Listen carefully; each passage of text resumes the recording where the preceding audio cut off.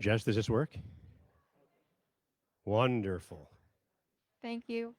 I'm not much of a game show host or a microphone guy, so I apologize. Although it sounds kind of deep right now.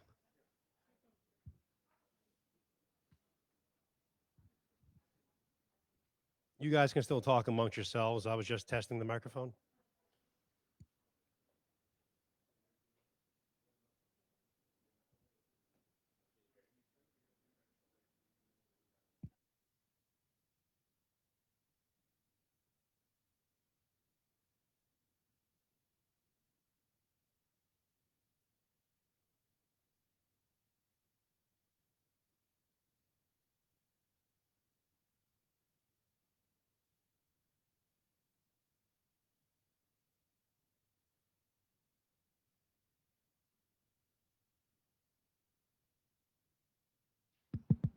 Good evening, everybody. Thank you for being here. Could everyone please stand and follow me in the Pledge of Allegiance? I pledge allegiance to the flag of the United States of America and to the republic for which it stands, one nation, under God, indivisible, with liberty and justice for all. Thank you, everybody. So we're here tonight for a combined meeting with the, Mayor, would you like to stay up here real quick so I can announce you, and then we'll announce our boards. We have a consolidation petition that was circulated in our community, which all of you are well aware of. And so the town and village boards are here together with our council and Ben from LaBerge, who's an expert in this field. And we had him briefly on our previous town board meeting to give some insightful information to everybody. And we think a meeting like this is going to be very, very helpful moving forward. Thank you to everyone for signing up and being here in the room and respecting the social distancing. The meeting is also being broadcast live on Facebook on the town page for everyone else to watch as well. Ben's going to go through a lot of the options this evening, pros and cons, and then we'll take some comments from folks in the room as well. Before we get started, I just want to announce our board, our town board. We have Councilman DeRosa here, Councilwoman Snow, Councilman McCarthy, our town clerk, Kathy Giordano, and our town attorney, Nancy from Hogan and Rossi as well. I'm going to turn it over to the mayor now. Mayor Liffin, thank you for being here with your boards. If you could just run through them as well, then we'll turn the show over to Ben. Appreciate you doing this. Dan Peters, John Berwiger, Earl Slocum, what's that? And Lori Taylor. Thank you.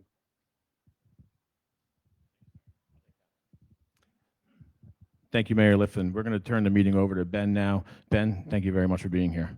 Well, thank you, Mr. Supervisor, Mayor, boards, both of the village and the town, and those of you that were able to come out tonight. I thank you all for coming. First off, this is my first and largest public meeting since March 12th. So I thank you all for being here, and also want to welcome those that are watching live on Facebook. This is a very important time in your governance. It's an opportunity for us to discuss the consolidation process. I'm not going to be going over the pros and cons of consolidation, nor will I be going over the finances yet. What I wanted to go over today was what is the process, where you are in the process, what the process means to you, and what's going to happen over the next 10 days, 30 days, 90 days. So we'll go to the first slide. Is my name again is Ben Seiden. I am the Vice President of LaBerge Group. LaBerge Group is a municipal consulting company that's been working with communities throughout New York State since 1964. One of our specialties has been and is government operations and efficiency. We've been working with communities on dissolution, shared services, consolidations, all over the state, and we're happy to be here today. With me today, though, is Kathy Rooney. Kathy is our local government specialist. Kathy is a former county manager, and she's been working on dissolution and consolidations with us for the last year. Another member of our team who couldn't be here today is John Rodat. John is Public Signals. He's a former budget officer in the county and the state, and he does a lot of the numbers and fiscal analysis with us. So first off, we'd ask you all to sign up to speak. I'm not sure if the town clerks have a sheet for signing. If not, we'll just raise our hands and speak in turn. Part of tonight's decorum is public speaking should be kept to 3 minutes. And we're going to do the best we can to keep you all to 3 minutes so that everyone has the opportunity to speak. and ask questions and move forward. I am going to ask, though, when you do your questions and answers, to do whatever you can to not repeat the same questions over and over again and ask new information so that more people have the opportunity to speak tonight. So how do we get here? We're going to go over how we got here. We're going to go over the consolidation process. We're going to talk about an interim consolidation report should the village and town choose to move in that direction. And we're going to talk about a final consolidation plan and the next steps. And then we'll ask you guys questions and answers. So how do we get here? Yes. We got here because there was a petition. You all know that there was a petition. It's not a secret. There are two ways to start a consolidation or a dissolution under Article 17A. Number one is the village and town board can create a board-initiated process where you all get together and say, you know, it's a good idea for us to look at our governance and figure out if this is if tomorrow's government is the same as yesterday's government. In other words, the government that we inherited, does it work today? Is it representative of our needs? And is it the same government that we should have in 5 or 10 or 20 years? And that's an opportunity that village and town could have done. Instead, a petition was signed and submitted for a citizen-initiated petition. Now, I put this up here because it's important to realize there's a lot of people that I've heard and read on Facebook, on other social media sites, that believed that they were signing a petition to do a study. That's 3 steps ahead. They signed a petition, as it's read up here. We, the undersigned electors and legal voters of the town of Pawling, New York, qualified to vote in the next election or special election, respectively petition that there be submitted to the electors and the legal voters of the town of Pawling and the village of Pawling for their approval or rejection at a referendum held for that purpose, a proposal to consolidate the town of Pawling with the village of Pawling. This is not a petition requesting a study. It is not a petition requesting that the town and village work together and come up with shared services and better opportunities. It is the petition to put to vote the sole question of whether or not the village and town should consolidate. If that vote goes up, if both the residents of the village and the town decide, yay, we want to consolidate, then you are required to do a study. It is not a petition to do a study. But feel good. You're not the first community to have this situation. Communities all over New York State, when people start the petition process, somebody has to go door to door. Somebody has to share information. Somebody has to request that you sign a petition. And you have to say something to somebody. And information gets shared. I've heard a lot of comments that I've read about, I was swindled, I was bamboozled, I was told something. I don't want to get in that. People sign the petition that says I'm going to have a vote. So at some point in the next 60 to 90 days or 100 days, you'll have a vote to consolidate both the village and the town. So on August 10th, the village and the town clerks reviewed and certified the petition. Because you have a petition, you have now taken the ability of the town and village to set their timeline to create a plan and put forth in motion a state-mandated timetable. The day you serve the petition, the clerks have 10 days to certify that petition. From that day, you have 30 days to call a meeting from which you then have to set the referendum from 60 to 90 days. That's all the boards have to do by law. However, many of the boards that we work with throughout the state feel that's not really fair to residents to have to make a vote for the future of their government without having any information as to what that government will look like, what the potential services will be, what the potential service delivery method would be, and what the potential cost or savings would be. So most of our clients who've now done 8, 9, or 10 of these have done interim reports that we'll talk about in the process that gives the public information and an opportunity to learn more before they're cast their vote. But I want to point out that nothing is required besides those 3 things. You have no requirement to give the public any information. They can vote with their purse strings, they can vote with their heartstrings, they can vote on misinformation, they can vote on information. But that's all that's required. However, the town and village can choose to create a report, work together, come up with a framework of what that governance could look like and run the numbers so the public has some semblance of understanding of what's going to happen to them. Because while some people have stated that there will be a second vote, there is no guarantee that there's going to be a second vote.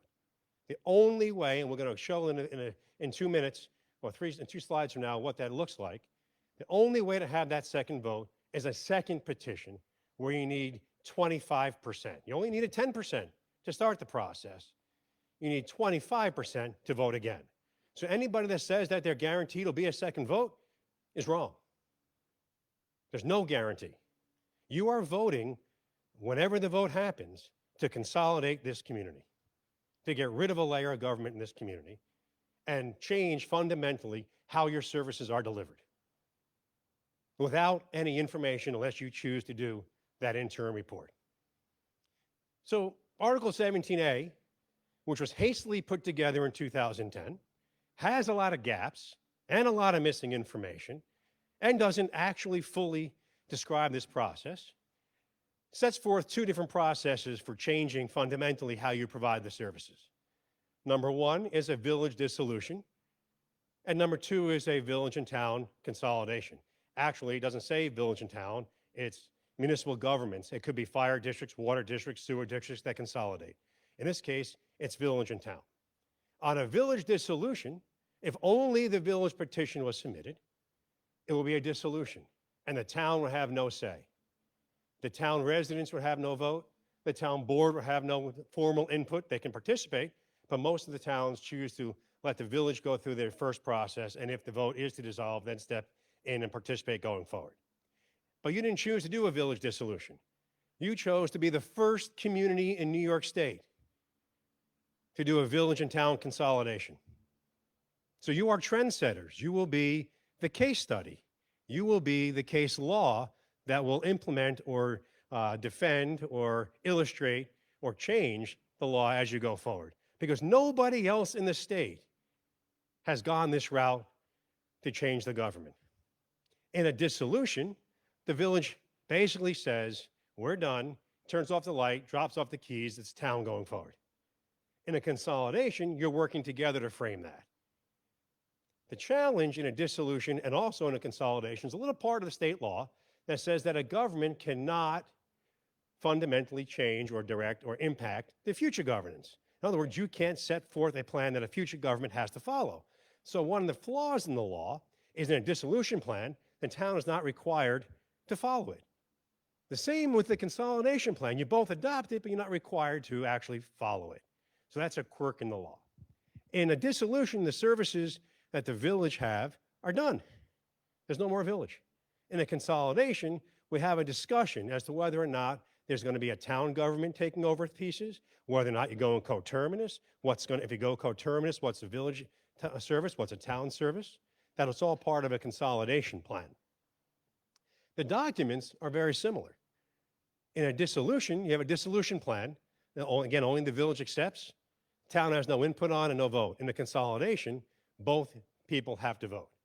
There's also a little issue in consolidation that if you do vote to consolidate and you do the state mandated consolidation plan, if you cannot come to an agreement, the village board and the town board, if you cannot agree to that plan and you cannot both accept that plan, you can petition to have a mediator help do that. Because at the end, you have to, by law, adopt that plan. And we'll go through the timeline in a few minutes.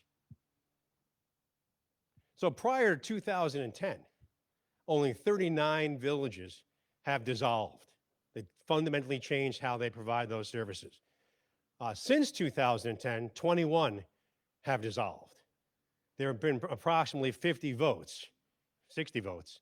Only 21 have chosen to dissolve. Underneath that, what happened was in 2010, they enacted the Dissolution and Consolidation of Local Government. They have the Article 17A, which gave the citizens an easier route to push for a referendum to change government, which is the petition process that you did. But it also gave a little bit of a carrot. That carrot, which we'll go over later in the presentation, is the Citizen Empowerment Tax Credit, which is equal to 15% of your joint tax levy, follow this, in the fiscal year prior to the year you dissolve or you consolidate. So what that carrot is, the government has said that if you, under Article 17A, dissolve or consolidate, we will give you a grant every September following the fiscal year that you consolidated. So if you were to consolidate March 31st, that September, in theory, you'd be eligible to receive those funds. The challenge you have in that is that while the law says it's in perpetuity, it has to be reappropriated every single year, much like your CHIPS monies. Now, they have always done it since 2010. This year, the state started the fiscal year $16 billion in debt. Through the changes in the budgets and cutbacks, they're $14 billion. Adding in the COVID expenses, they're coming out with numbers as high as $60 billion in debt. All grants that we work on, and we've done $240 million in grants since 2000, they're all on hold. The consolidating funding application, which would have funded the shared services, has not come out. Aid to localities has been cut by 30% in some areas. Schools are looking at a 20% cut.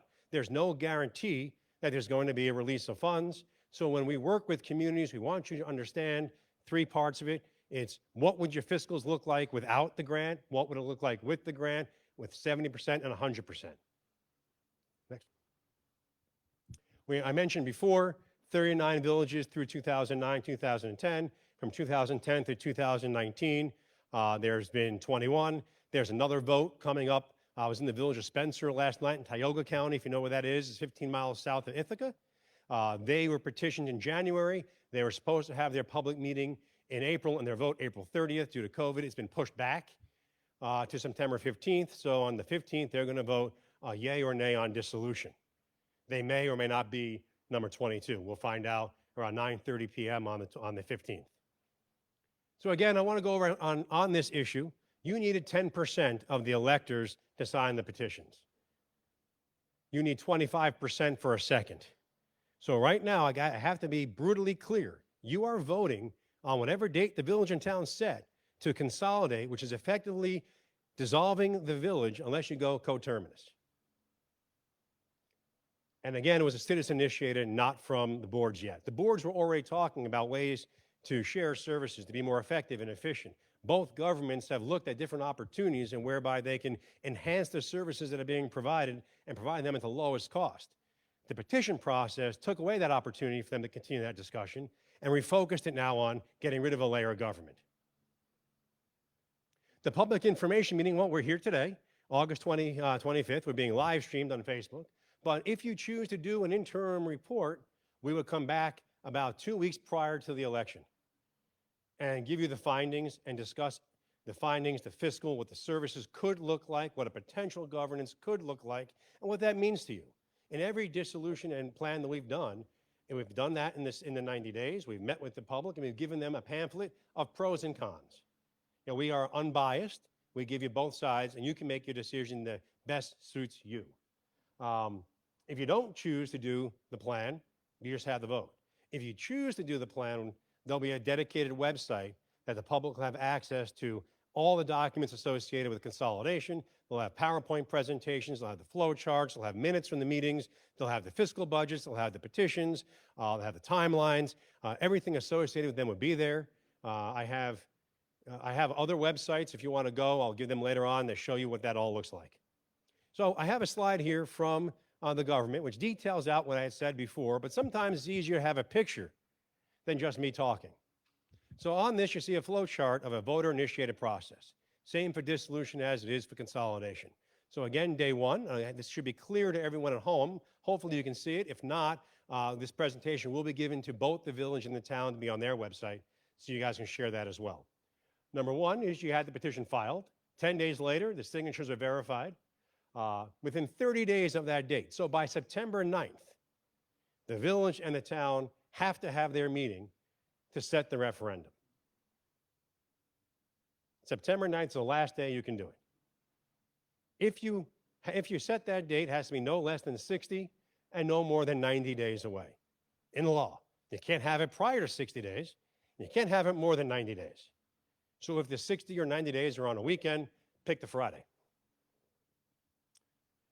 You hold your referendum. The referendums do not have to be simultaneous. The referendum can be done separate, but you have to have them within 20 days of each other. That's the law. If the consolidation vote goes down in one of the two, it's dead. You can't bring up consolidation again for 4 years. You can still talk about shared services. You can still talk about better ways of providing services for the most effective and efficient, but the consolidation effort is dead, has a 4-year moratorium. However, I have to let the village trustees know and the town board, if it goes down, there can always be a petition for dissolution, which starts the whole process over again, but only the village votes there.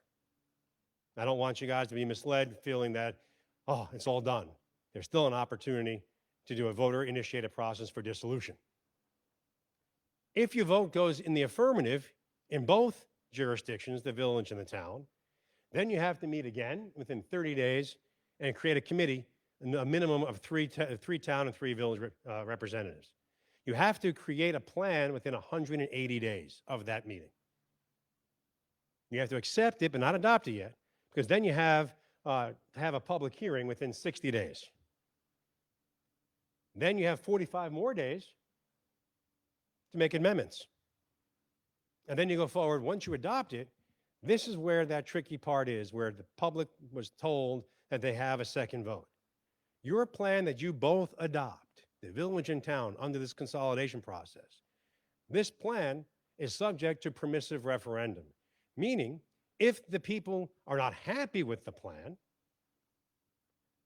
if they can start petitions in both jurisdictions and need 25% of the voters from the last general election have to be able to put the name down on the petition to vote again. 25%.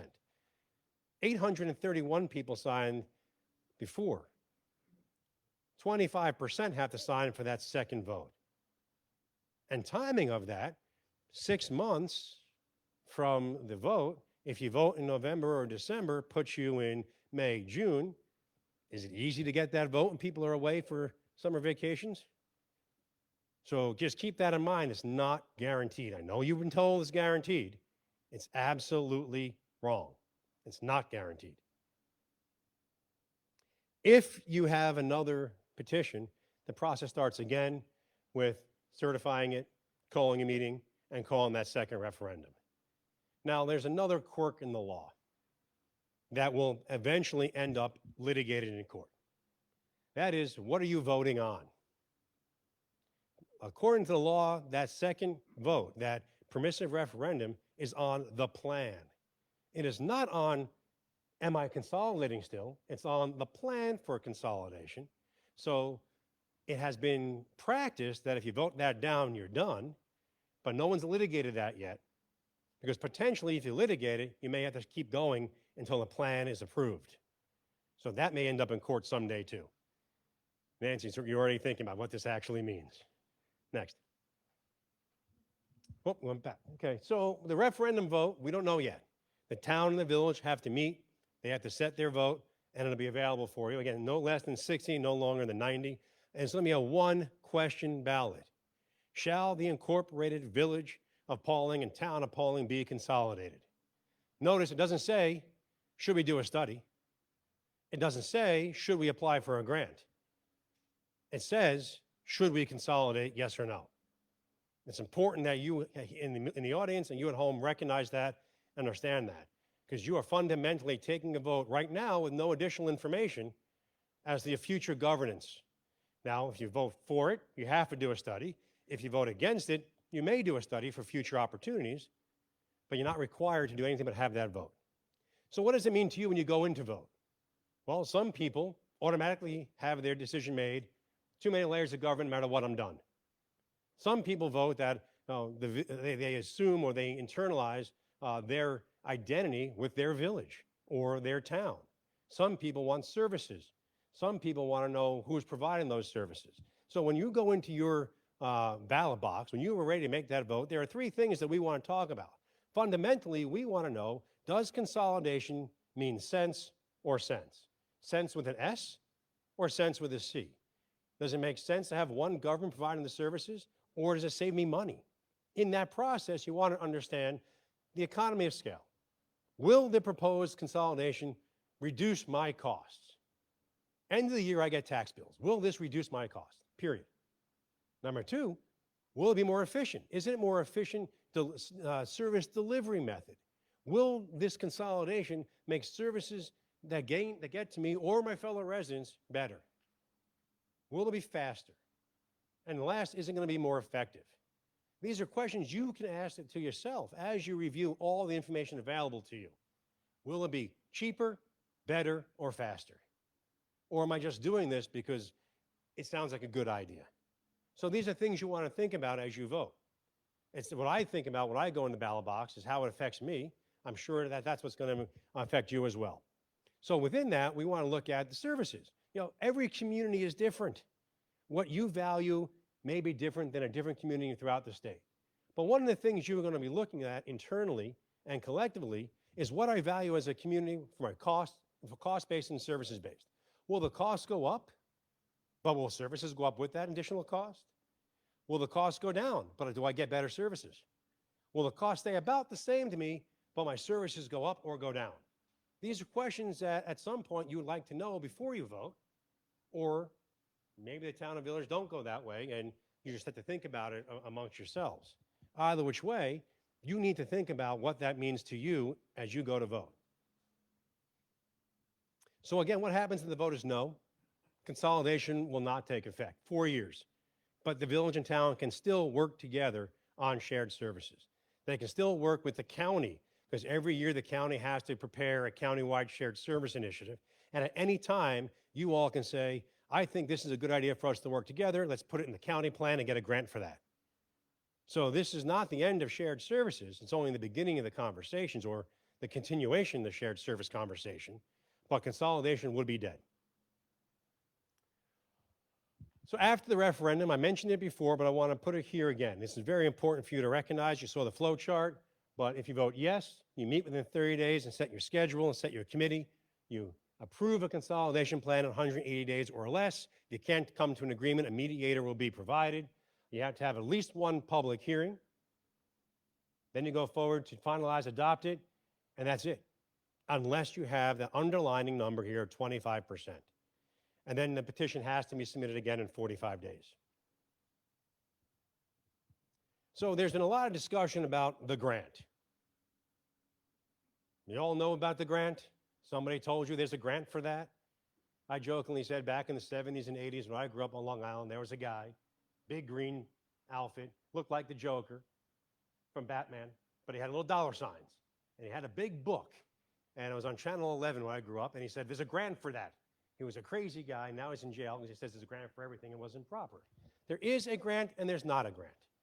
So pre-COVID, go back on January 1st, there was a grant called the Citizen Reorganization Grant. That was available to you all to help you as government do this work. You're hit with a petition. You were then automatically eligible for expedited assistance up to $50,000 at 90%. And within that, I'm sorry, I keep holding this down because I don't really use microphones. Sorry, Jess, I know you're probably back there saying, get on the microphone. So the Craig grant was in the budget. The problem is there is no application and no money. So people that go around saying that you're eligible for a grant are only telling you half the story. You are eligible for a grant. There's no grant to have. In December of 2019, Department of State moved their Craig grants, which are due the first Wednesday of every month, from an online portal called the grantsgateway.gov to a paper copy. They then spent January, February, and March creating that paper copy and never released it due to COVID. There is no grant available for you right now. So that was misinformation. Someday there may be. But right now, every grant in New York State is on hold. All programs are under review. There's no application to go for. There's no money from the state coming to you to do this study. This all falls on you individually as a village and town for the interim report if you do one, and if they vote to consolidate, the consolidation report. There is no grant money. Someday you may get reimbursed. When they reopen it, this particular grant program goes back to April 1st of the fiscal year. So there is a potential for you to get that money back, 90% of it. But as of right now, there's no application available and no money being made available to you all to do this. That has to be clear. It is not available at this time. I highlighted it and I made it red, and we move on to the next one. So when we talk about an interim consolidation report, what does that actually mean? We offer this to our clients so that we can work with you all to come up with a framework, a high-level framework of what a potential governance could be. So your voters can understand the transfer of services and who's going to be providing those services, staff-wise, position-wise, budget-wise, program-wise, and what's shifting from the area formerly known as the village to the town. What will the town be picking up? What does that look like to me, and what does that mean to me? That's all in the interim report. The interim report will also identify and summarize the pros and the cons of the consolidation. Again, not from a perspective of bias. There's not LaBerge Group or Ben saying, you must do this, and this is why. It's both pros and cons to be balanced. You all have that information and how to go forward. We will then also provide what the potential fiscal impact would be. Tax dollars. What does it mean per thousand for you if this consolidation goes forward? What will be that bottom line number for you? And again, it's not a locked-in, it's not a scientific analysis. It is based upon the information provided to us during the process of what the governance could look like. What would that cost be? Where would the shift be? And what would be the cost to you? And then information will be shared, again, via public meetings, village meetings, town meetings, and on the website. So the public will see it. It's transparent. It's not behind closed doors. It gives you the opportunity to have the information you need to make the decision that's important to you all individually and collectively. Yep. Part of this is the third button, the third dot up there. It's the potential post-consolidation. It's hard to go into a vote on the unknown. If there was a guarantee second vote, it would be easy. There's not a guarantee. It's hard because you don't know what my post-consolidation is going to be. You have no idea what services will be kept and what will be dropped. You don't know how it's going to be functioning. You don't know if it's going to be coterminous. You don't know if you're going to be going, the village is gone, there's only a town running the show. So this is very important for you. But it's also important for you to understand that in the plan, you have to look at the local laws. See, in the consolidation, there's no longer a village unless you go coterminous. And the laws are only on the books for up to 2 years. So then the new government has to change those laws and readopt those laws. So you have zoning. If the village is gone, the town has to now amend their zoning to include the area formerly known as the village. So I'm old enough to know who Prince was, and he was the formerly known as, the artist formerly known as Prince. So when I talk about consolidation and dissolutions, I talk about the area formerly known as the village. So your village had laws. The town then would have to update those laws, bring them into the town. They have to do zoning. They have to look at a water district. They have to do a sewer district. In this process, you look at, do I need a lighting district? Do I need a sidewalk district? How am I going to run this? What's going to happen to my debts? There's a fallacy that once you consolidate or dissolve, all your debts go away and it's absorbed by the town.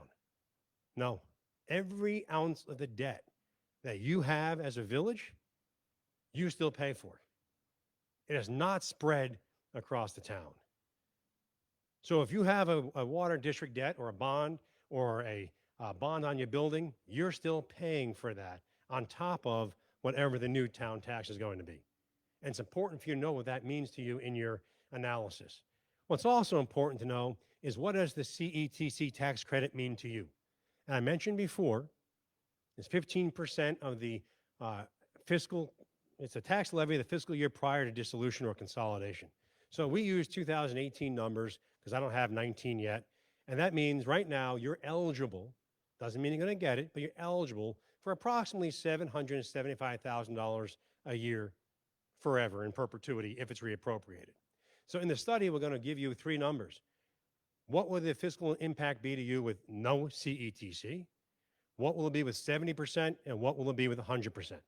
The reasoning is the law says, by law, 70% of that tax credit has to go to lower your tax levy. So whatever the new governance is, and you have a property tax levy in your budget, you lop off a minimum of 70% of that CETC tax credit every year. Now you can go up to 100%, so we give you that number as well in the analysis. The difference is 30%. So the 70% is required, The extra 30% can be used for other governmental functions, capital costs and improvements, or it can all go to taxes, tax relief. Communities have done both.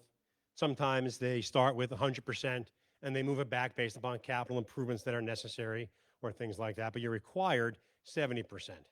Again, based upon your budget, it's $775,000 and from 2018 numbers. And that incentive is done to promulgate some of this citizen-initiated processes. In the event the vote passes, now you're required to do a full consolidation. You're required to look at all of your assets and figure out and develop a plan for disposing of those assets. Some communities, we were down in Village of Mastic Beach, we helped them. It was the largest village in New York State to dissolve, over 15,000 people. They were only a village for 6 years. They created a village, they dissolved the village before your kid goes to kindergarten. And they did that because they didn't feel it was actually representing them and it wasn't fiscally responsible. You know, in New York State, all you need is a petition to create a village. Then you don't need a plan to create a village. You don't need to go to the voters and say this is what the budget would be. You just need a petition and a vote. But to dissolve or consolidate, you have to have this full consolidation plan. How will I get rid of my assets? What are my debts? What are my short-term debts? What are my long-term debts? Now, when I say long-term debts, it's not just your bonds. It's what are my healthcare costs? What are my union costs? Are there any outstanding liabilities like lawsuits? Did somebody fall on village property, break their back, and am I in litigation? We have to know all that to figure out what the potential cost would be, because all the costs that remain from the area formerly known as the village have to get paid back by you all. So there may be an opportunity for the village to have a fire sale, so to speak, and get rid of all their assets to help pay down that debt. That's all part of the consolidation plan. And we discuss in the consolidation plan also the options and quality and level of services. But remember, you cannot bind a future government, so whatever's in that plan is not required to be followed after the village is no longer a village. Whether you're, now remember, I don't know yet because you haven't met yet. You haven't decided if this is going to be a consolidation or a coterminus. You haven't decided in that plan whether there'll still be a village or not. So you have to keep that in mind as you go to vote. A lot of questions and not a lot of answers yet before you vote. In the consolidation plan, we have to have an estimate of the cost for consolidation because there is a cost that taxpayers have to bear. You have to have the legal costs for closing out the books, the accounting costs, the audit costs, the cost for updating the zoning to include the village, the cost for the creation of each of the districts. All that costs money for attorneys and consultants and fees. Whether you use an auction house, that's a cost. We have to give you an estimate of the cost for consolidation. There is a grant if they fund it. Each year, you were eligible last year and the year before for up to $50,000 each for the village and town to do that implementation. But again, there's no application right now for that. There's no money for that. So I can't say that you're guaranteed that or you have available for that. So keep that in mind. But should the money become available again, you can each get $50,000 to offset some of those costs for the legal fees and the like. So what happens? What are the next steps besides getting air conditioning in your buildings? I think the town hall was hot last time I was here as well. So you have to, by September 9th, the village and town have to set the vote. You have to have a referendum. That's it. If you choose to do a plan, somebody will work with you, whether it's us or somebody else will work with you all to develop a plan. You have to have that vote. It does not have to be simultaneous, but it has to be within 20 days of each other. And that's all you have to do for the next steps. So I do want to, before I turn it over to questions and answers, I'm going to ask you, what I want to do is ask you all to be very civil with each other, because I don't want to make a play on words for the group that started the process, but you are one Pawling community. We've done so many of these community issues, so many of these become the Hatfields and the McCoys, the village versus the town. You were a community before the petition. You're going to be a community post-referendum, either which way you vote. Be careful not to get into battles with each other on social media. not to attack each other, and not to be at each other's throats when it comes to this dissolution or consolidation or coterminous or vote. It's a very personal issue to many village residents and town residents. It's a personal issue to those that signed the petition, but it's challenging, it's gut-wrenching, it's game-changing, because you have an opportunity at the ballot box to fundamentally change the governance. That doesn't happen every day, but it's very easy to go down the drain and attack each other. Let's try to work together and get through this process. Whether we like it or not, there's a vote. We have to work together to figure out what's best for our community or your community. And together we can do that. But if you're fighting each other every step of the way, you're not going to be able to come up with the best plan of action, and you're locked into a time frame that requires it. So with that, I want to turn it over to questions that we may have. For those of you that are on Facebook Live, I'm first going to go to the meeting room we have here. After the meeting room is done, we're going to ask whoever is monitoring the Facebook Live to see if there are additional questions and then ask them out loud. I'll do my best to summarize the question and then give an answer back. Sir. I think you have to tell the stenographer and the clerk your name. I'm Steve Goldberg. Live in the village. Thank you, Ben. That was really great. I think you're going to have to. Steve, can you bring it up? Yes, I can. I was just told by Jess. Let me use the first part of my 3 minutes to just say that thank you for your admonition about us being civil with each other. But I have to note that as I look around this room, one can't hear you, thing. sir. As I look around this room, one thing that I've noticed is that that the civility of the community has come through this process. There really has been very little anger. I think that a lot of the invective and the ugliness has come from very, very limited source. And I think this is a community that is well able to manage itself. But thank you for that. The question I'd like to ask you is a two-part question. One part is for you, and the other part is for Supervisor Schmidt and Mayor Liflin. Part one of the question is, you detailed how 70% of the CETC could be used for residents. And as we know, that will disproportionately impact the residents who have a larger property, those who are paying, who have a higher property value. And so that's something that should be taken into consideration. But what I would like to do, if you can, is for you to outline for the people on the audience how the creation of special districts might offset any potential savings from the CETC. Now, I looked at, for instance, Forestville and saw that they had special districts for lighting and special districts for water, and ultimately the alleged 15%, which turned into 10% because of the 30%, 10.5 to be exact, ended up being pushed down to only about 3% because of the creation of special districts. So if you could just detail how special districts are placed on the village or the area formerly known as the village, and how that mitigates this potential tax credit, that would be great, and what the usual impacts are. The second part of my question is just, we all know as a community that there are in fact shared services, so I would really just like to ask the town supervisor and the mayor to detail just a few of the shared services that you do in cooperation, the way you spend money on sand or gas, and then perhaps you could all say how committed you are to doing more of this, with or without this referendum. Thanks.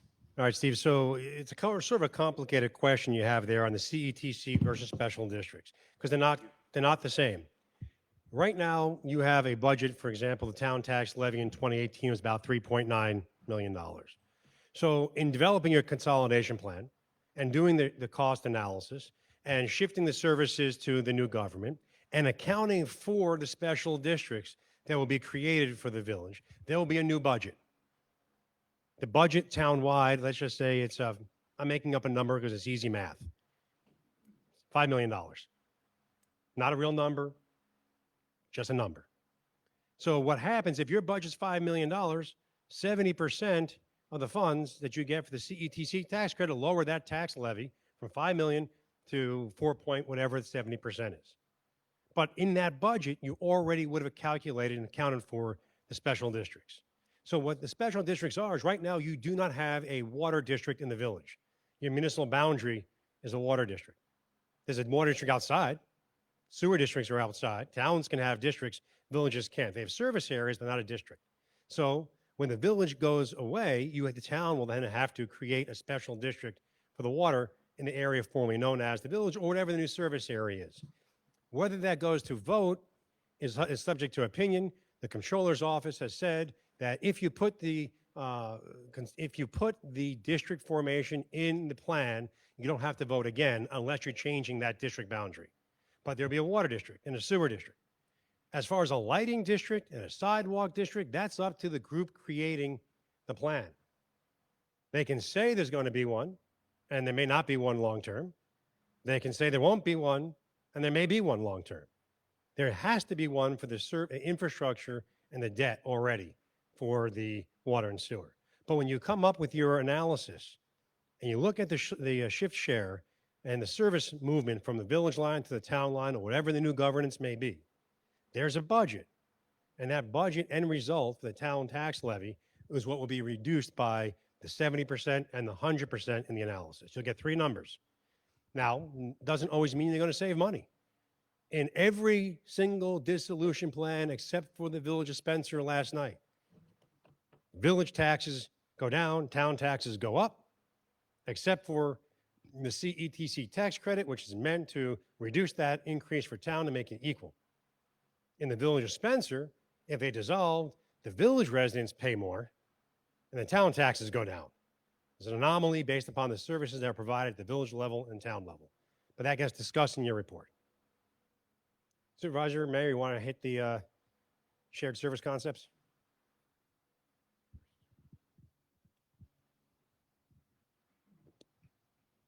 We do share a lot of services already, and I like it.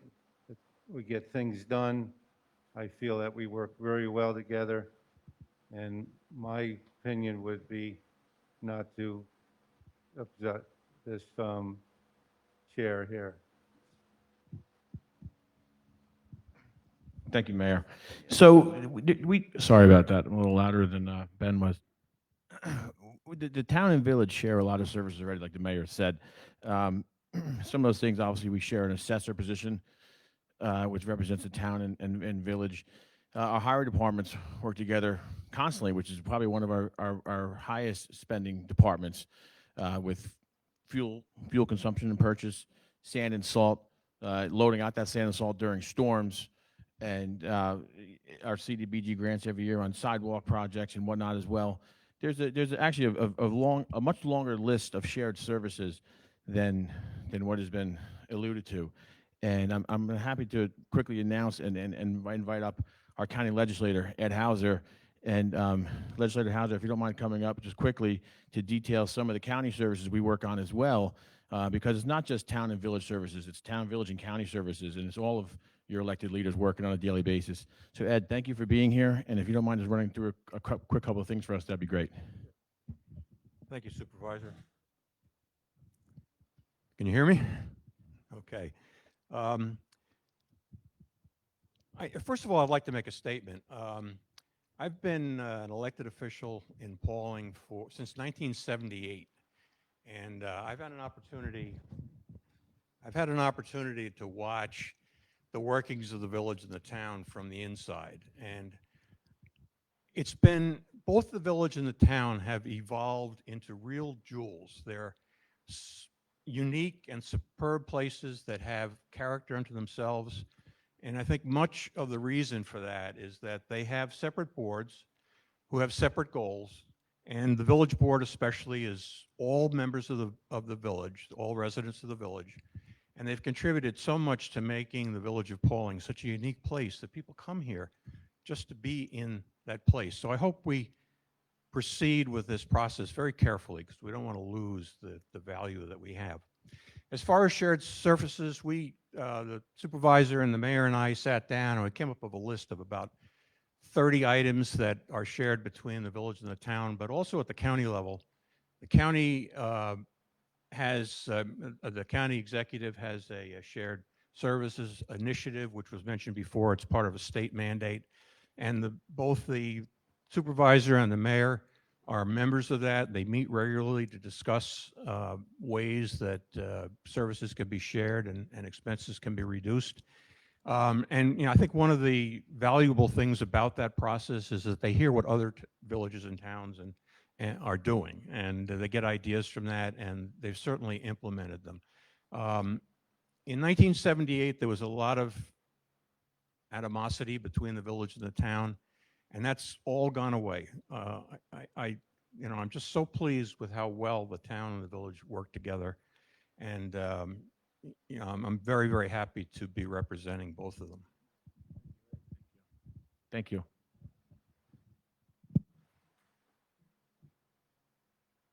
Other questions for the audience? Sir in the striped shirt in the back.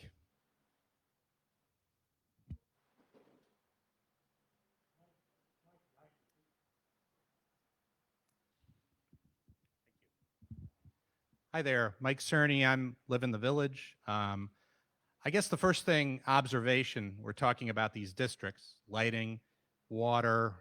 We already have a sewer district, garbage probably. It just seems that the village is handling all this now, and we go ahead and spend the money to create these districts and have separate entities doing this. It just kind of doesn't make sense if you think about it. We have a single village that's handling this now, and then we would end up creating multiple districts to handle all of these services that are in the village. To me, that sounds like a lot of money. It sounds like going the opposite way from consolidation. It actually sounds like more separation, and it doesn't seem to make sense. That's just my observation.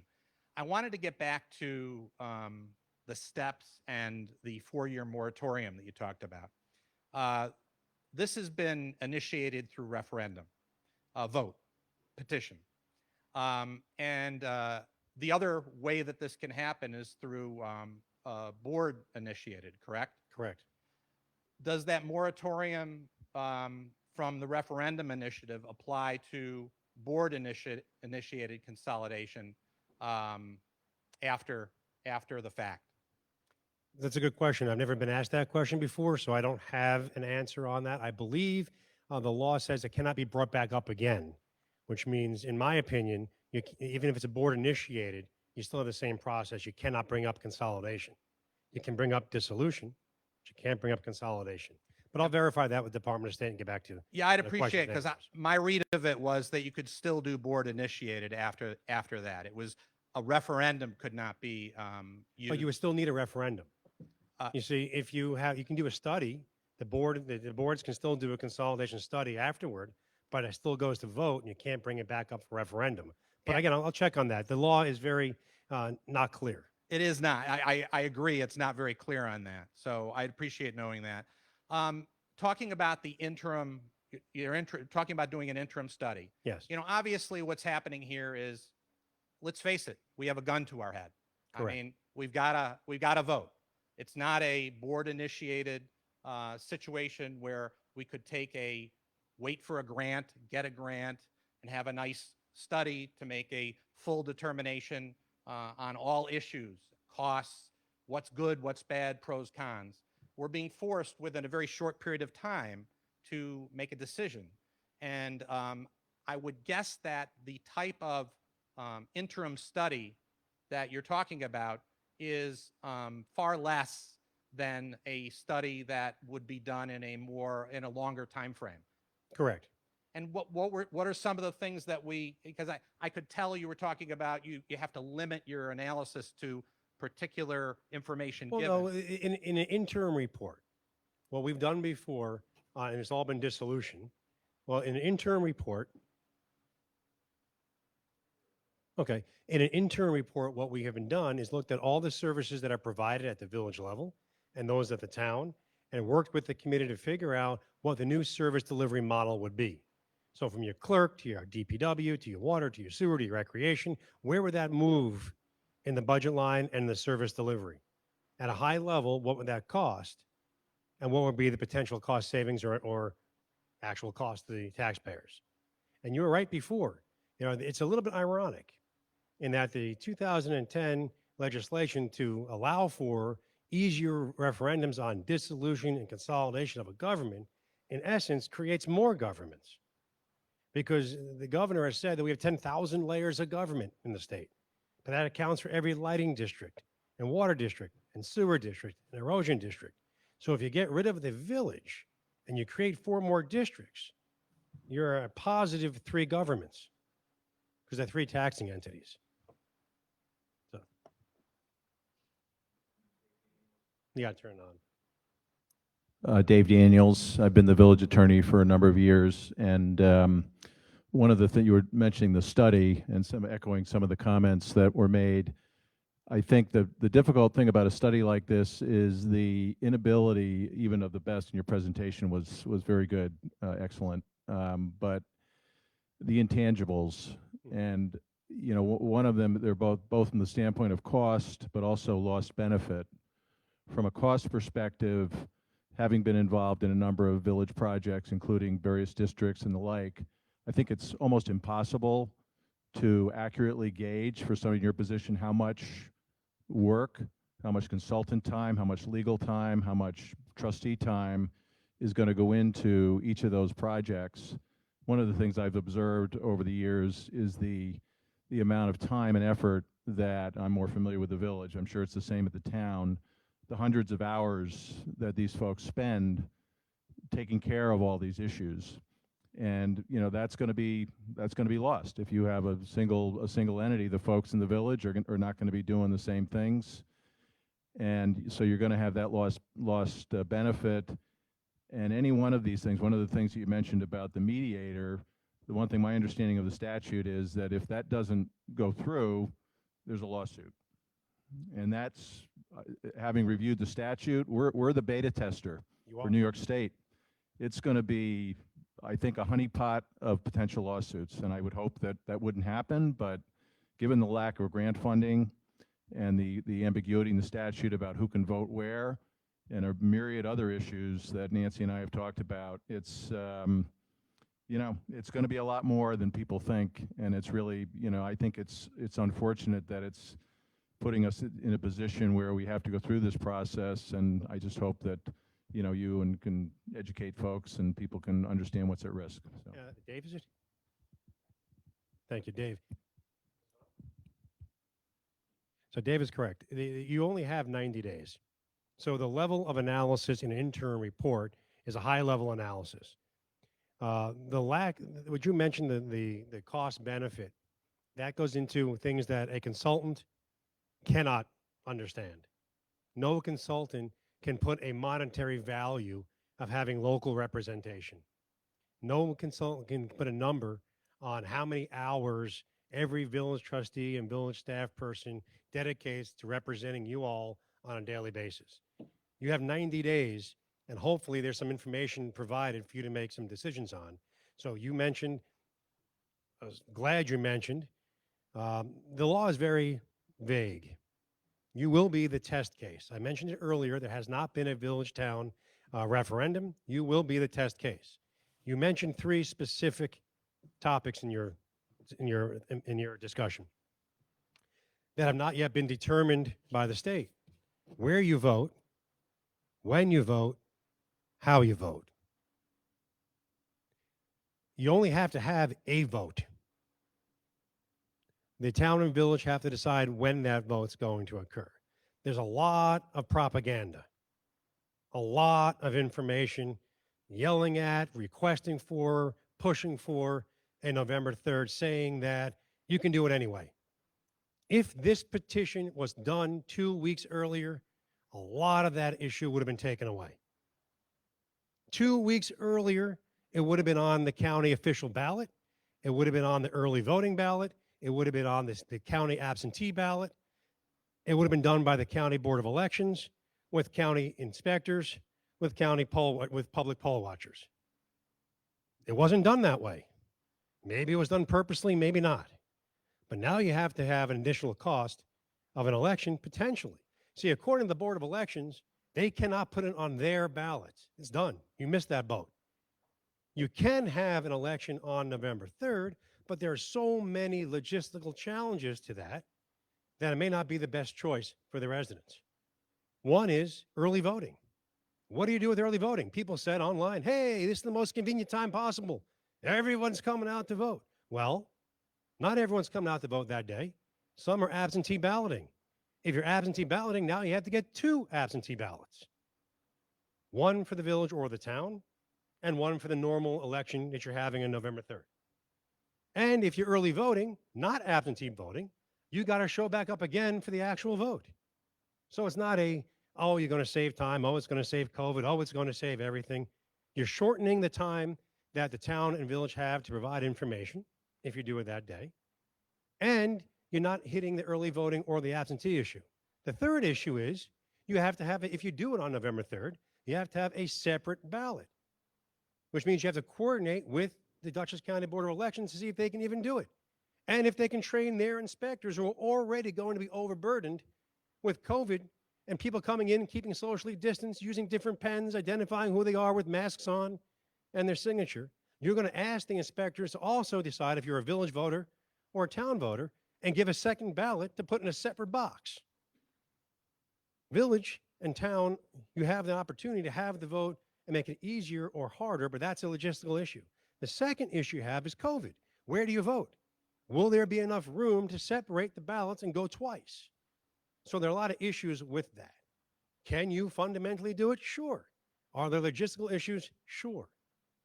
Our towns and villages have done these and had separate days, and it has worked very effectively.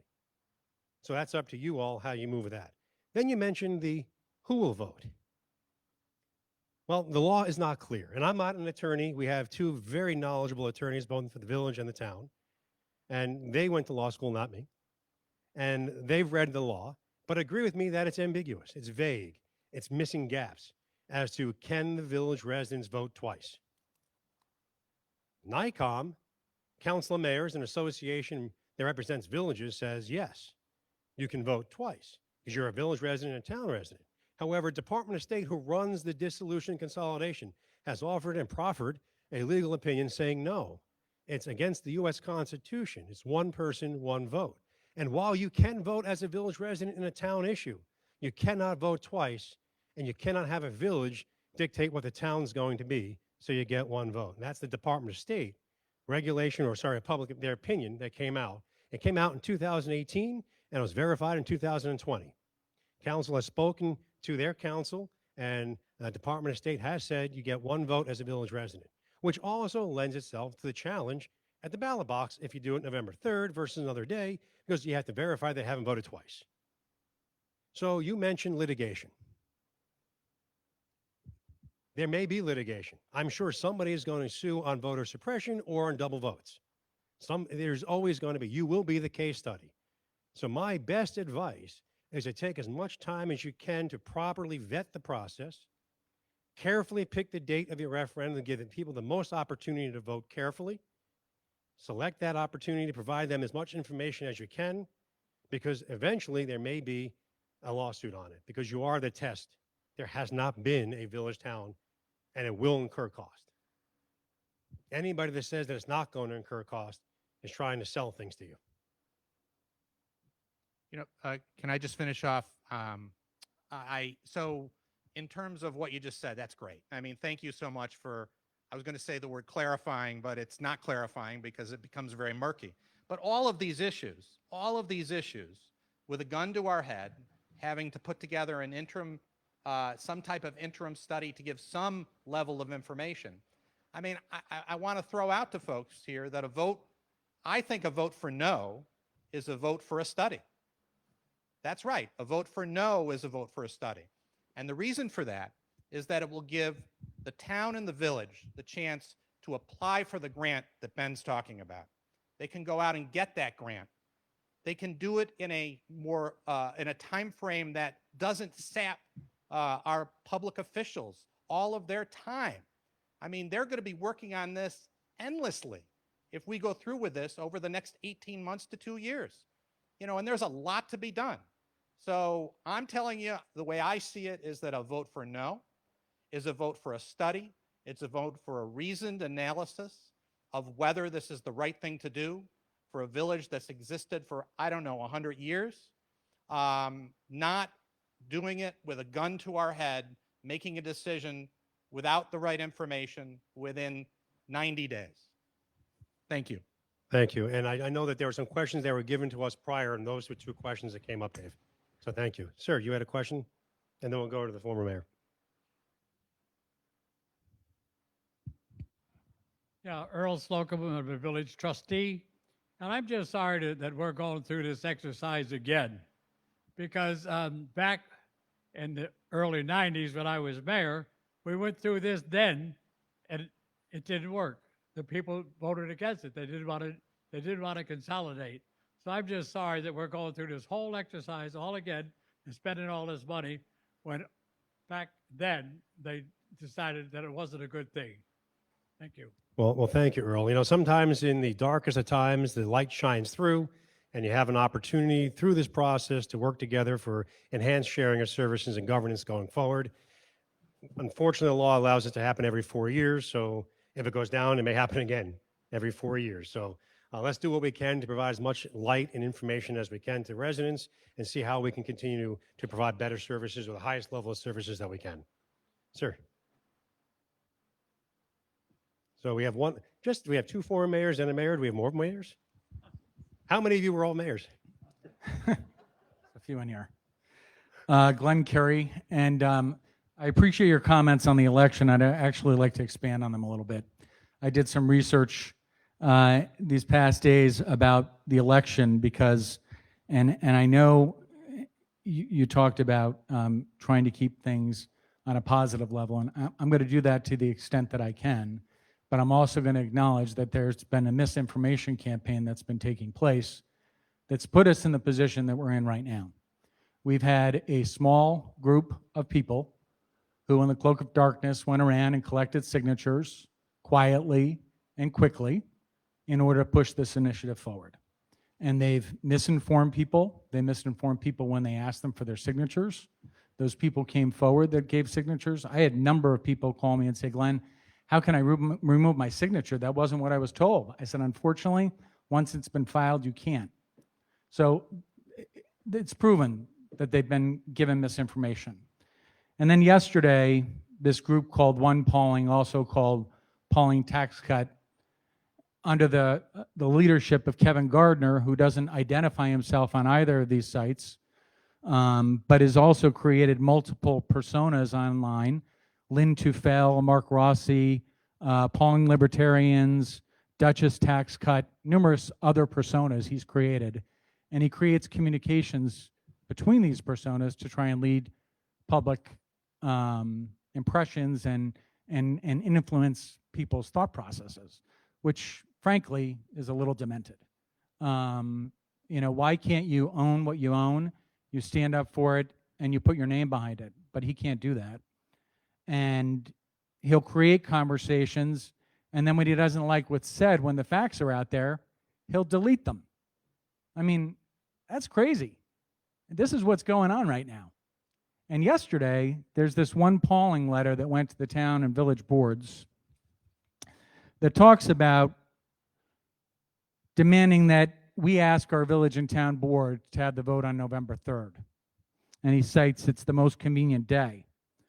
Well, it would have been the most convenient day if this group had their act together and filed 2 weeks prior to when they filed with the village and the town clerk, because August 3rd was the deadline. So they would have had to gone back 2 weeks prior to that August 3rd deadline to give the clerks enough time to certify the results. Then it would have been on the general election ballot. There'd be no question about it. We wouldn't be incurring any additional cost. But as you pointed out, what they've created right now is a situation where the county has made it clear. The county is not going to allow this ballot to be given out at the general election. It's not happening. Both the Democrat and the Republican election commissioner have said no to it. So yeah, we can have a vote on November 3rd, but what that means is the town clerk and the village clerk have to initiate this whole vote on their own. This is on them. The Dutchess County Board of Elections does not handle this vote, whether it's handled on November 3rd now or any other day. It falls under the auspices of the clerks. The amount of work that the village and the town clerk are going to have to do to coordinate this is unbelievable. Totally has been discounted, and nobody's taken that into account. The safest day.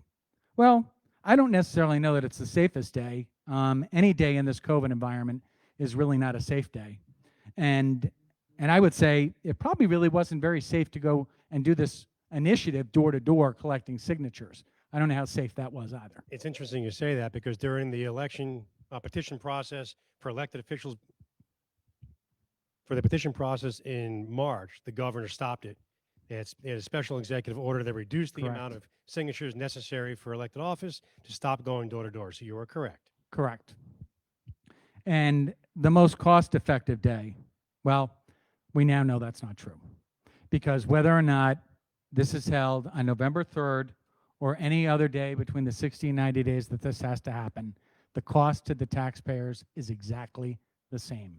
Because the village and the town clerks, they now have to get ballots. They have to get special printing ballots that go into these electronic machines.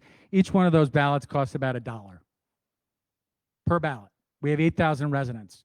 They're going to have to make sure we have a ballot for each resident because every resident has to be able to have the opportunity to vote. Only those that are registered to vote. Right. Well, I mean, there are thousands of those. Yeah, I'm just. So, yeah. They have to rent the machines, and the machines are going to be a problem right now. The machines are going to be a problem because the general election is November 3rd. The machines then become impounded, and they could be impounded for weeks, which is going to make it nearly impossible, probably, for the town and the village to try and find machines. Because the machines, they're impounded after a general election, because if somebody wants to contest the general election, anybody who's running for office has the ability to go back and check those machines and make sure that they were calculated the ballots correctly.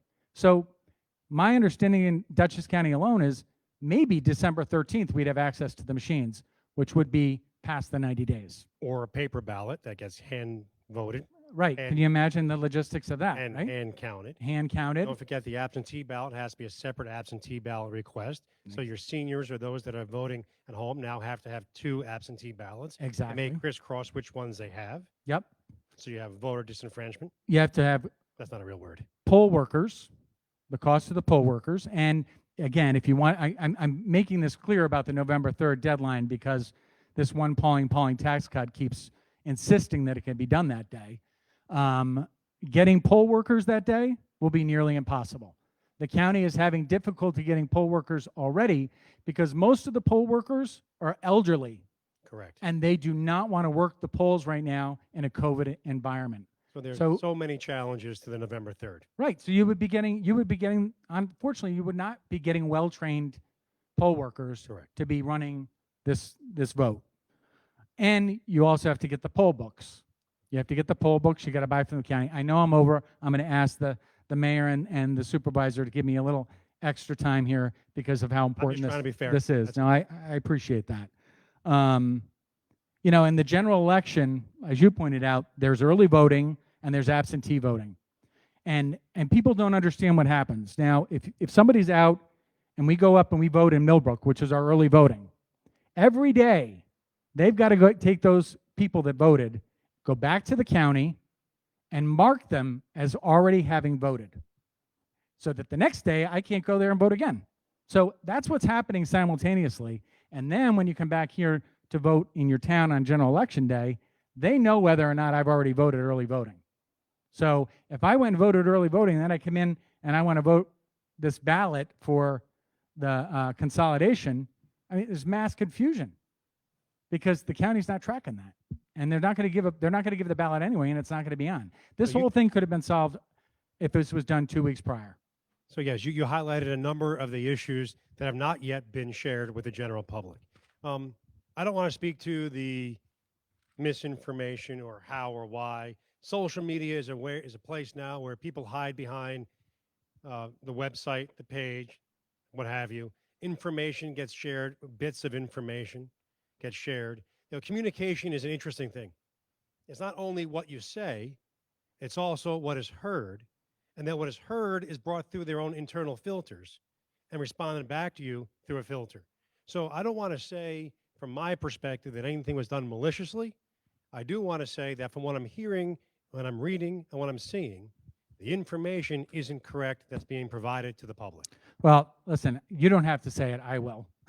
And I'm happy to say it because if you, anybody, I'm watching the meeting on Facebook right now, Pawling tax cut, all they're doing is criticizing you and telling you you don't know what That's you're talking okay. about. No, I I know, want to but comment but this is the misinformation campaign that I'm talking about. Rather than come here, I don't see Mr. Kevin Gardner here. He's the one that's led this whole initiative. He's not sitting in the room tonight. The other thing is I want to ask, you said, which was interesting, if the consolidation fails with one of the votes, it fails. It fails. So my question is this. If the village goes first, you don't hold them on the same day, Mhm. the village does theirs, and it fails, You the still- second vote doesn't have to happen? You have to have it. You still have to You have are it. locked in by law for the votes. So you still have to have it. Doesn't matter how many people show up because it's already failed, but you have to hold the vote anyway. You still have to hold the town vote. Correct. Okay, so my early numbers, I could be wrong, but I feel pretty good about the cost that I've come up with. It's probably going to cost about $15,000, if not a little bit more, Probably. to do a special election. So that cost is to the taxpayers, no matter Correct. what. Correct. No matter what. Now, as far as the name calling, I got broad shoulders, been doing this 25 years. It's okay if Pawling Tax Cut or One Pawling or whomever those people are want to say that I'm a hack or a used car salesman. I think they called me last time. It's okay. Thank you for that. It means I'm getting your attention. But the reality is there are real facts and real solutions and real information that has to be given out. I'm just going to wrap up. I appreciate that. You're absolutely right. That's why this is, the unfortunate part is we're here doing this because the facts weren't obtained first. And now it's become the taxpayers' mess and the board's mess to clean up. Correct. And that's so unfortunate. And I'm just going to end with some comments because I feel like I need to. Well, thank you. Are there other The issue- comments? No, Oh, you still have one more just left? A few more. Yeah. The issue before the town of the village was not one of their making. It was created by Mr. Gardner and Helen Grasso and others who circulated petitions on their behalf to push this initiative without knowing and understanding the implications of their actions. The cost to the taxpayers for this vote is at their feet. They can continue to stomp their feet and say that the village and the town should allow voters to vote when they do on election day, but the reality is that it can't be done. A separate vote will have to be conducted, all at taxpayers' expense. Thank you. Hey, Ben, just before we go to the next comment, could you just, since your experience is being called into question, could you just let us all know how many years you've been working on these type of studies and how many town, villages, consolidations, and things along the same process you've worked on in your career? Sure. I've done over about 15 different, actually, with consolidations and shared services, over 40 different studies. 8 dissolution plans. We also authored the award-winning Town of Brookhaven Municipal Consolidation and Efficiency Plan that the state granted one community to get $20 million to reinvent their government. We did that plan. We're currently working in Spencer, but since my qualifications are being called in by this guy or One Pawling or tax cut, I've been doing this for 25 years. I've been working with governments from the Senate to the Assembly to county government. I've been a consultant to town and villages for over 21 years. I'm a certified planner, and I'm an educator and facilitator at the Association of Towns and for NICOM. So they come to us to author articles in their newspapers, in their magazines that they share to educate mayors and boards and supervisors and boards annually for the last 20 of the last 21 years. I've been at the Association of Towns presenting for about 16 of those years on shared services, on planning. With us is Kathy Rooney, who has 30 years of municipal management. Our other colleague has been a fiscal wonk or a watchdog, as he calls it, for data as a former budget officer. I'm going to be nice and say he's been doing it for 30 years. He's probably watching. It's probably closer to 35, but if he's not watching, no harm, no foul. But we have been working as a company since 1964, way before shared services and quality communities came to be. Sharing services is not novel. It's not new. It's things that the towns and villages have been doing since the beginning of time. Sharing equipment, sharing people, working together to serve the residents that are both the village and town. This is not a new process. It's one that's thrust upon you since 2010's change. So I hope that is in response to some of the requirements and some of the background that we provide. But over 40 different studies that we've done. Some of our studies have been groundbreaking, like the Chemung County Shared Highway Services Study and the Town of Brookhaven Municipal Consolidation and Efficiency Study. Now, put it in context. Town of Brookhaven is 496,000 people. It's a different world. It's Long Island. It's where I'm from, which is why I talk quickly. 496,000 people. 9 villages, 1 dissolved, 8 villages. They reinvented their government with the plan that we authored and won the $20 million. That doesn't come from reading something online and developing propaganda. That comes from understanding how government fundamentally works. That is not a business. People like to go door to door, knock on doors and say that I want to run my village or run my town like a business. It's not a business. It's a public entity looking out for the day-to-day needs of their residents and figuring out the best way to provide those services, the most effective way to provide those services, the most efficient way of providing those services. And anybody that calls into question these leaders around the room and says that they have not been doing this on a day-to-day basis is lying to themselves, because it's what they do. They have been entrusted by the public with your money to look out for you and provide these services at the highest level they can in an economy and in a situation where we have a tax cap, where we have a lack of federal and state resources, but they cannot go back to you because you're all hurting due to COVID and other environmental and economic issues. They put themselves out day in and day out to provide these services for you. And for anybody to say that they're not doing their job, let's have a vote without it, let's just vote anyway, is wrong for them and it's not fair to them. So I want to thank you all for doing what you do every single day, defending what you do online and to the public. You actually provide a huge public service, and you should be recognized for that. This process demands a short time frame. This process forces you to take what you could have done together in a year to give information within 90 days. It forces the public to vote without proper information. And it's not fair to you all. But that's the situation you're in. So if anyone that questions my background, it's online, go read it. You want to look at our studies, they're online, go see it. If you have questions for us, we'll be happy to answer them. I think these two had questions, the gentleman in the white shirt and then the green shirt.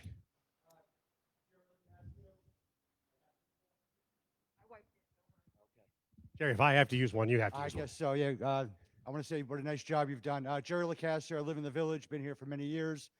I think both the village and town officials do a great job. My question is, and your resume is certainly very impressive. You've done a great job so far. Can I ask what the cost is for your presentation for this evening, or your firms? Is that something that's, I'm just curious what we're laying out. It's great that you're doing it. I'm curious what this is going to cost us. Prior today was about 12 hours of consultant time. With today, it's about another 5 hours of consultant time for a total of 17. And if I understand, the village and the town have the option to use your services to do the interim study. Yes. What does something like that go for roughly? Any idea? Yes. We have traditionally done the dissolution or the consolidation interim report in the range of $25,000 to $30,000 in Thank a you. short period. That's so 15 and add the 15 for the voting. Okay, so we're about 50 now, right? Okay, thank you. Gentleman in the green shirt.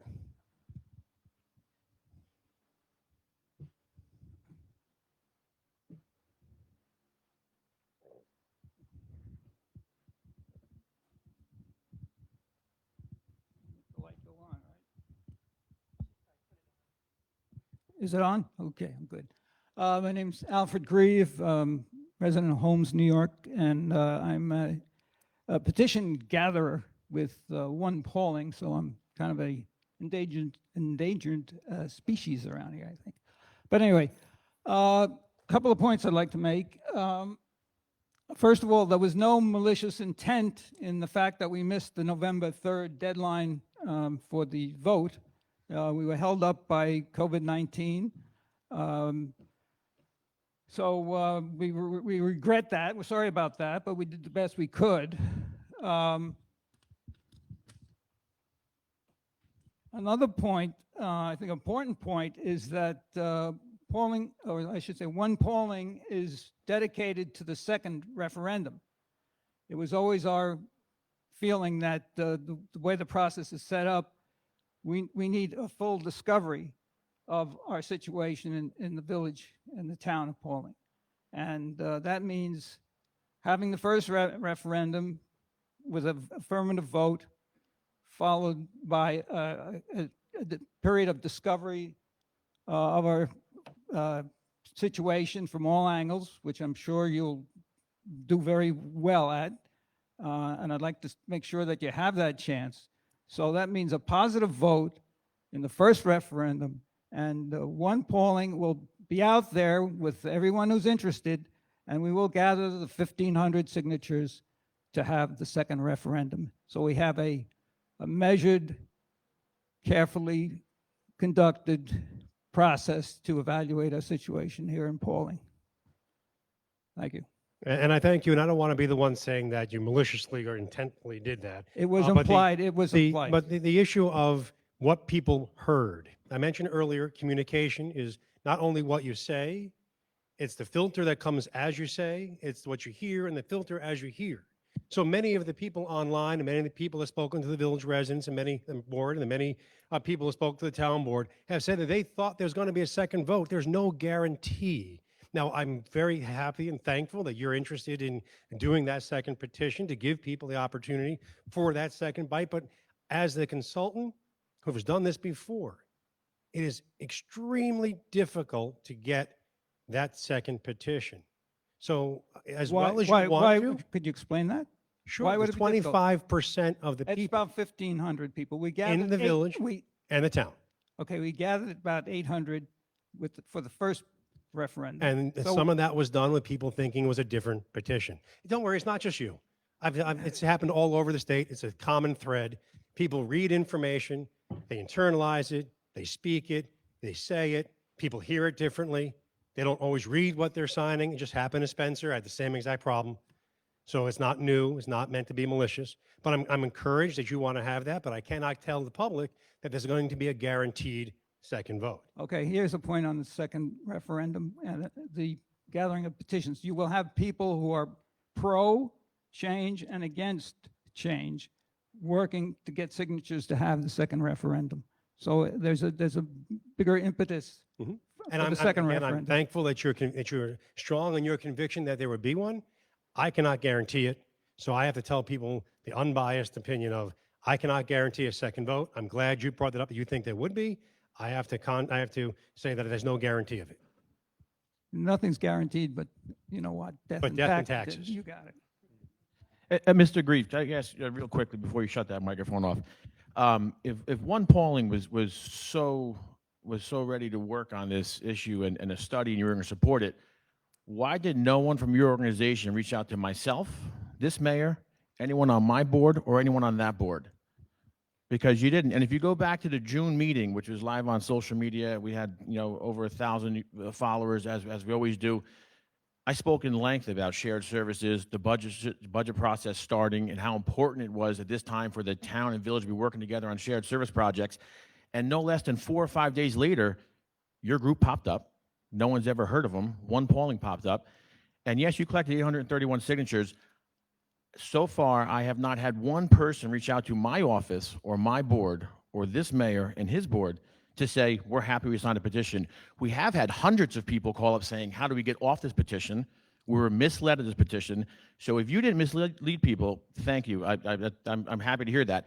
But most of the people in your group misled people on every single door. We have people with signed affidavits who said that you people continue to push them at their door to sign, and you misled them on what you were looking to do. You even had folks carrying this petition who aren't registered voters in the town of Pawling. How does that sit with everyone in this room? Someone knocked on your door and asked for a signature to consolidate your village and your town with no plan in place, and they don't even cast a vote in the town of Pawling. How is that fair to the residents of Pawling? That's not misleading? That's the most misleading thing I've ever heard of. Mr. Schmidt, you have to be more specific about who these transgressors were. The people I know who were involved are hardcore polling residents who are interested in making our town and village a better place to live. We should all be reminded that the whole Northeast region is not being competitive with the Sun Belt. We have to make our government systems here more efficient, and this is the reason that New York State has enacted this law. So we have to strive to make ourselves, again, the best community we can possibly be, and that I think involves examining our government structure here. As to people gathering petitions unethically, I have no knowledge of that.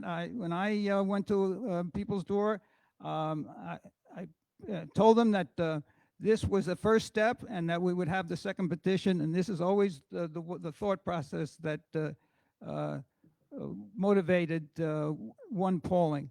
The fact that there's this possibility that the first referendum leads to an automatic dissolution, that's not the way we want this to go. How come no one knocked on my door for a signature? We went and gathered signatures. Well, first of all, I'm a Democrat, so I had a list of Democrats, so I rang some Democratic doorbells. Well, So, thank you. There's a question, or the gentleman. Oh.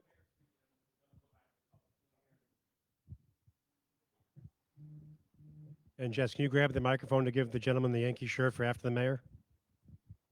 Excuse me? Okay. Can everybody hear me? No. Got to get it closer. How's that? Better? Well, Kevin Gardner called me, I don't know when it was, but it was not too long ago.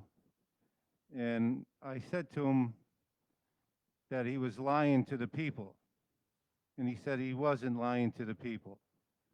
And I said, well, if you're not lying to the people, why don't you come to the village board meeting and express your concerns? And he said, I'm not going to do that. And I said, well, you should do that. If you don't do that, I think that you're lying to me, and that's how I feel. Thank you. Good evening. My name's Gregory Bernard. I live in the village. I'm not a former mayor, but I was an elected official for 10 years. I'd like to get back to the monetary. You did say that you'd have to come up with a cost analysis of what the consolidation would cost. Number one, if you reduce the taxes by roughly 500,000, which would be the 70% of the grant from the state, if you don't get it the next year, you have to raise taxes by that amount. If it's not appropriated by the state legislature, your taxes are going to be raised by the same amount.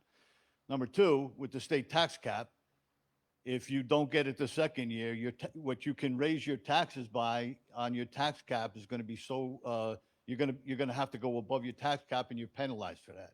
So the proponent, his whole basis is telling everybody that in perpetuity we're going to get the $700,000, and it's going to we're going to be able to reduce taxes by it.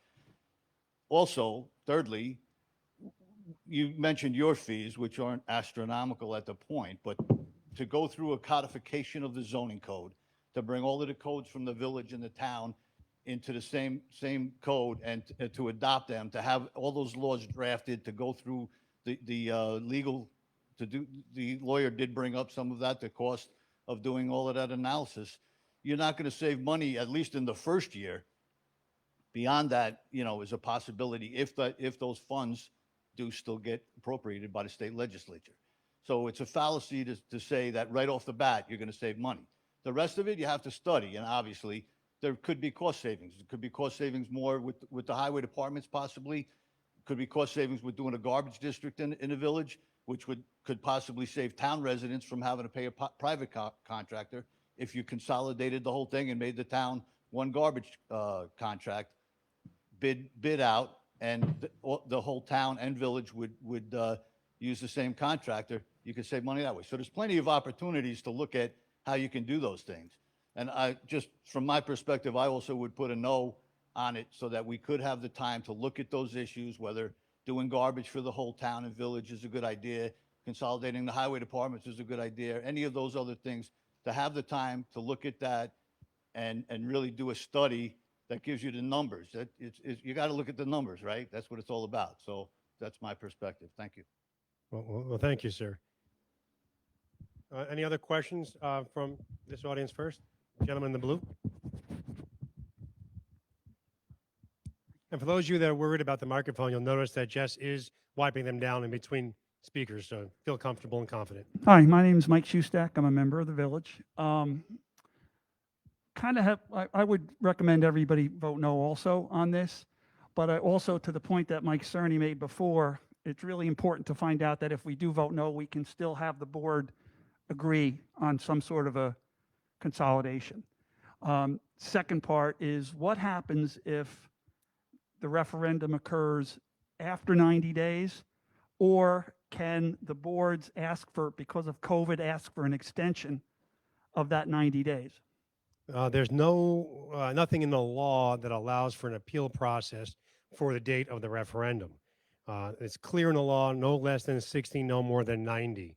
The Village of Spencer had a reprieve because the governor canceled all village elections from March until September 15th. As far as the planning process, should you vote to consolidate and you have that 180 days, it has not yet been challenged in court, but it's been told to us anecdotally that, if you hit the 180 but you're making progress, a judge may give you a little more time. But if you're not doing anything, you have that 180 days you have to meet with. This is uncharted territory. I would leave that to council to decide if they're going, if there's a way to appeal to somebody in a court to extend. The reality is we're now allowed to have elections. There's not a COVID answer as to why you can't have an election. We now have our absentee ballots, that in the absentee ballot it says, I'm away from home, away from the county, I'm working outside, I am sick, or it's a pandemic safety measure. And there's an actual word for that. I read it the other day, but it's basically check the box that due to the pandemic, you were requesting an absentee ballot. So there's no legal reason why you have to delay the vote past the 90 days. You are locked in by law, Article 17A, to 60 to 90 days. If you vote it down, does not preclude the town and village to continue to talk about sharing services. Should there be a consolidated funding application next July, you can apply for a grant to do a study on shared services. It's a 50-50 grant between the state and you. It doesn't stop you every day from working together. And I said it earlier, every day these folks are working together to figure out the best way to provide services to each of the village and the town. That's not going to stop because there's a vote. They're going to continue to dedicate their free time and their working time to the betterment of the residents. They're going to continue looking out for you and the services that you provide. And they'll continue before and after the referendum doing that. Any additional questions in the audience before I turn it over to Facebook? Ma'am?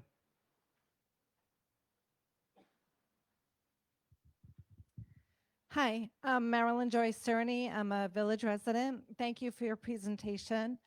I'm just wondering, in your experience, how many governments have skipped the interim study report and just gone right to referendum? None of the people that I worked with skipped the interim report. There was a village in Sullivan County or Delaware County, Fallsburg. Fleischmann's. They did not do a new study. They had a study from 4 or 6 years ago, so they just refreshed the numbers, but they still provided information. As I said before, I've been working with governments for 25 years. I believe personally that each member here wants to work with the public to give them as much information as possible. I have not yet had a village or a town say, nope, we're only doing the 3 things, that's it. There may have been them, there may be communities. I told you there's been 50 or 60 votes. I'm not personally aware of them. There are other firms that provide this service. With the 2 leading ones, is Center for Governmental Research out of Rochester and us out of Albany. There are a few others around the state, but the lion's share are the 2 of us. So there may be some that they know of. I don't know of anybody that said no. Thank you very much.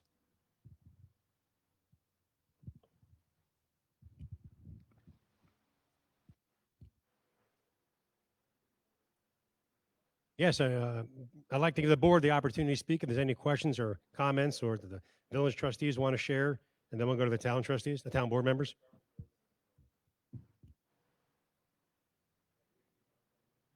Well, I don't need to, but I liked what Mike Tierney said, and also David sort of reiterated that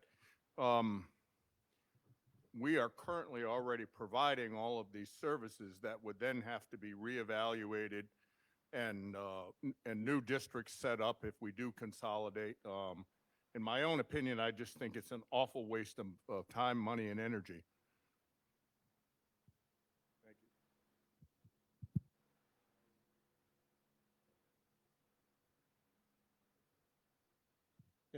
Ben, I have a question for you. Have you done any, actually, where new villages have been formed in recent times? I have not created a new Yeah. village. But I think in New York State, there have been some that There have have been a recently few. created. There have been 2 new villages created in the outskirts of the village of Curious Joel in Orange County. Village of South Blooming Grove and somewhere around Woodbury. They created new villages. 6 years ago, though, Mastic Beach, or 8 years ago now, they created a village and then dissolved. All right, thank you.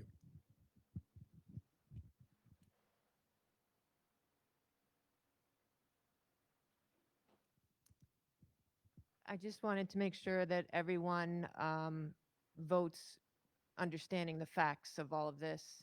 And I know that there's the perception that this is going to be a savings, and from what I'm understanding, I'm not seeing that savings. I'm just seeing a lot of cost to our residents at a time when this is a very difficult time for everybody financially. So I'm just sorry that it has come to this at this time. I'm just wondering, maybe with Kevin and his group are so concerned about the taxpayers and their money, maybe they're going to step up and front this money that it's going to cost to run this election. Just a thought. Thank you. Mayor, you have any other comments or turn over the town? Mr. Supervisor, Town Board? There you go. Yeah, no, it's just a shame this has all come to this point and so fast with this information. But I believe that the town board and the village board is committed to give the best information we can out to the public before they have this vote. Because that's the best thing we could do is get the honest information. And thank you very much for your presentation. There's a lot of very good information for people to digest.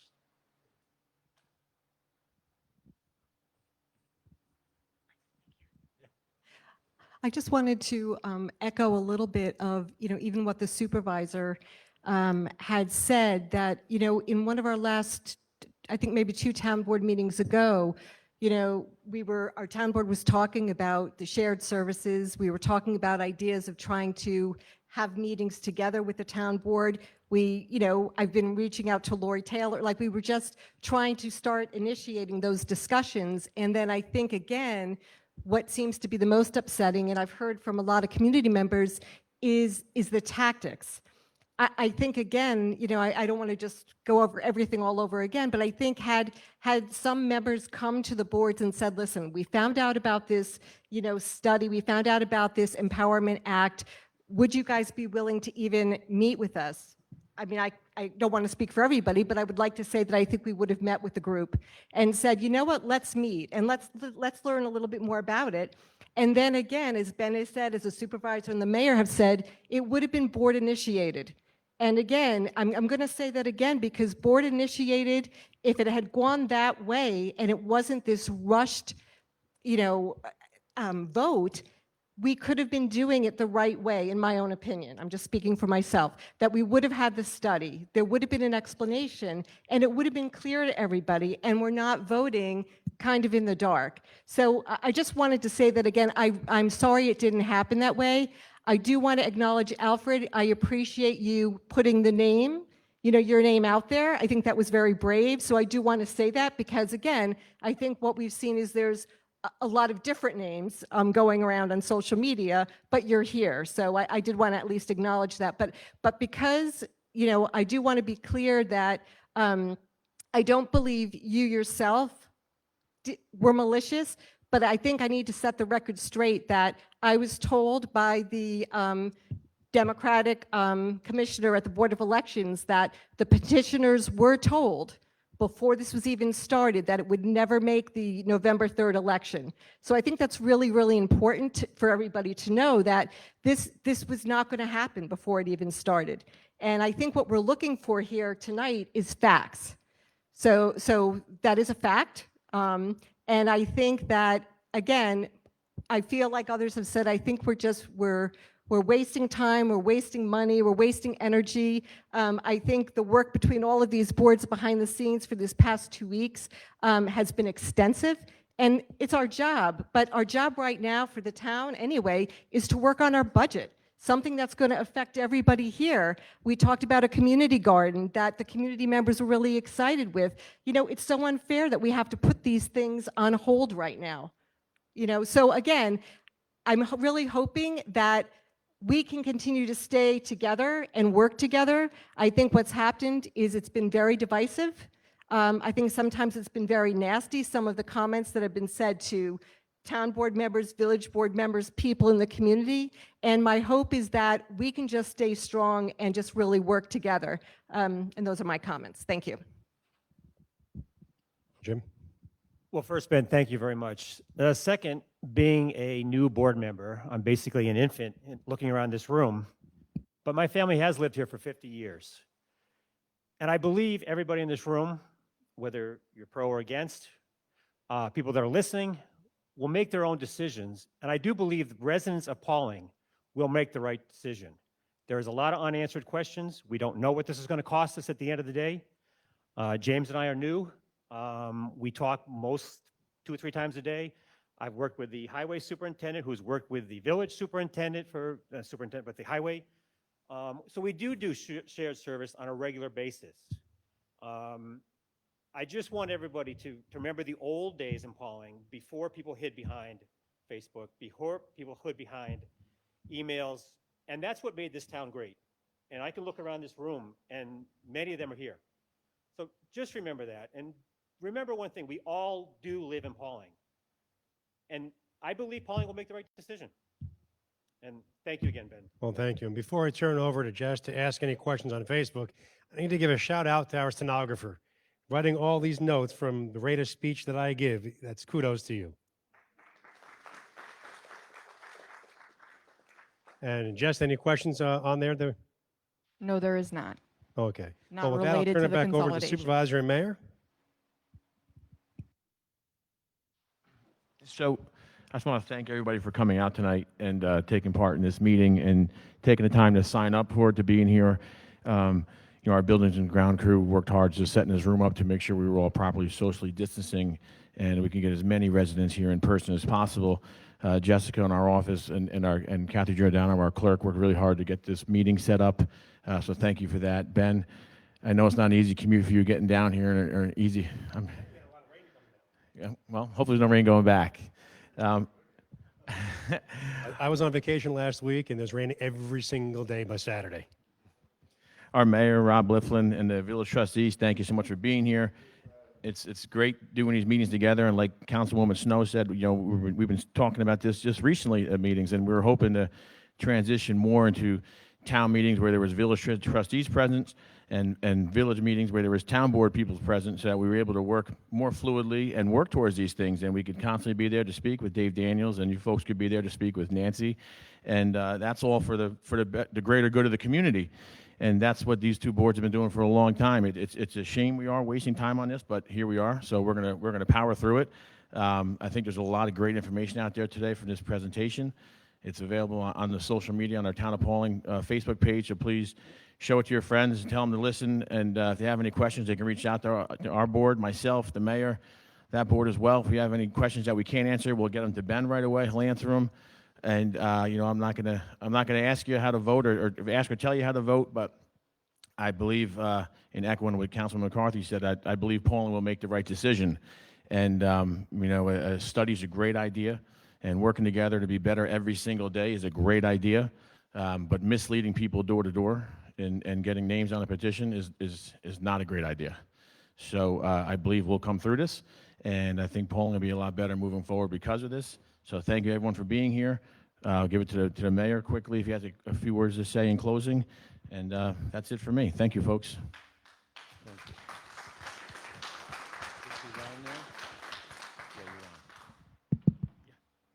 Again, I thank everybody for coming out tonight. It's a shame that we have to do it this way.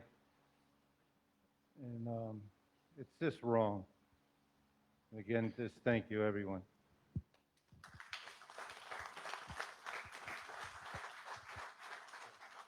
Thank you. And Mayor Supervisor, we're going to email Jess the PowerPoint presentation. If you can share it with the village, you can get them both on your websites.